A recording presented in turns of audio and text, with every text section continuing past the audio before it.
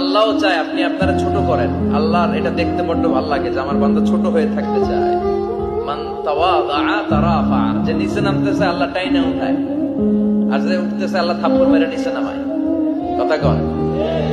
মুসা আলাইহিস সালাম সহিহ বুখারীর বর্ণনা, বনী ইসরাইলের লোকদের মাঝে ওয়াজ করতেছিলেন, এরকম নসিহত করছিলেন।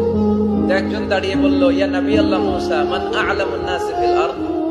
হে মুসা নবী, জানতে বড় মনে চায় বর্তমান পৃথিবীর সবচেয়ে বড় জ্ঞানী কে? মুসা আলাইহিস সালাম কয় আমি।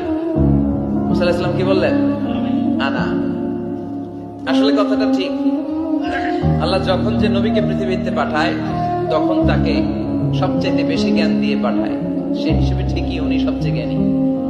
কিন্তু উনি এইভাবে নিজেকে সবচেয়ে বড় জ্ঞানী বলে দিবে, এটা আল্লাহর পছন্দ হয় না। আল্লাহ চেয়েছিলেন মুসা আলাইহিস সালাম যেন বলে আল্লাহু আ'লাম, আল্লাহই জ্ঞানী। সুবহানাল্লাহ কইবেন না? কিন্তু তা না করে উনি কি করলেন?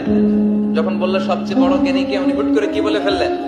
আনা, আমি। আল্লাহ এটা পছন্দ করেনি। আল্লাহ ডেকে বললেন, মুসা, ইউ আর অ্যাবসলিউটলি রং, তুমি ভুল করেছো। তুমি সবচেয়ে জ্ঞানী নও, তোমার চেয়ে বড় জ্ঞানী আছে।